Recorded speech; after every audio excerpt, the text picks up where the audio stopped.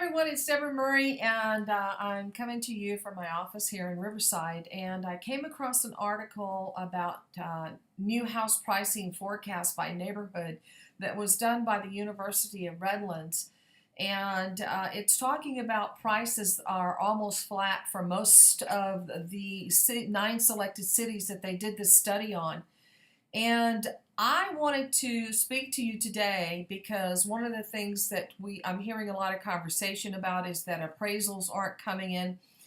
And due to the Inland Empire's affordability as compared to the neighboring counties to our west, many of those residents in those cities chose to reside in the Inland Empire and commute back and forth to work. A lot of this has to do with the economy not recovering as fast as it should be. Some of that has to do with the affordability of our sister cities to the west versus Riverside being a bedroom community of all of those work environment. And what had happened is it created a very vibrant housing market in Riverside and San Bernardino counties.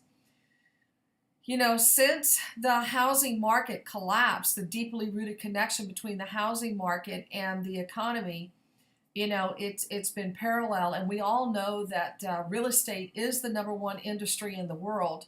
And whenever real estate isn't moving, well, then of course, unfortunately, the economy stalls out. You know, these results are not very encouraging for the forecast for Riverside. However, I think that it's important for us as agents to make sure that our consultations with our sellers are all about being realistic about pricing their homes in the market and not on the market. They're saying that the local economies in the selected 9 cities cannot hope for much help from their local housing markets since they will remain stagnant at least for another year.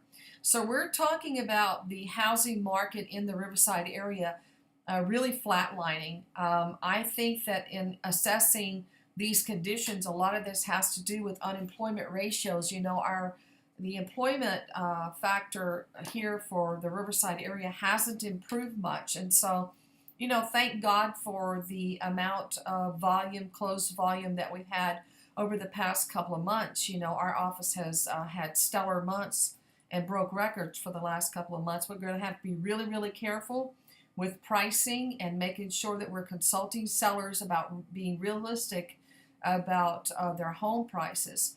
According to this research, Riverside County home prices are expected to be flat across all price segments and neighborhoods in Corona and Riverside.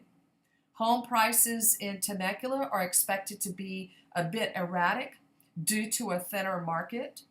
In San Bernardino County, Ontario's home prices are also expected to be flat, with the exception of the lowest price segment where prices are forecasted to increase by moderate amounts.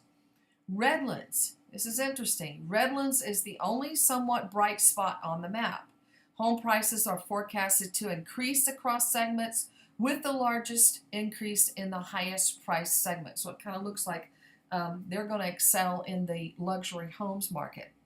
Home prices in San Bernardino are forecasted to stay constant with few ups and downs in the next 2 years. So I think it's important remembering this going forward in the next couple of months, even into the back end of this year, to really do a good job about consulting with sellers about being realistic on prices. You know, the worst thing that can happen is for a home to sit on the market and become stale-dated. Stale-dated homes, you know, 9 times out of 10, it takes a long time for those homes to sell until the sellers get realistic about price. So when consulting with your seller, always price them in the market at a price that will cause it to sell. And this is Deborah Murray, your team leader, coming to you from Riverside, California. I'll talk to you real soon. Have a super day. List a lot of homes. Bye-bye.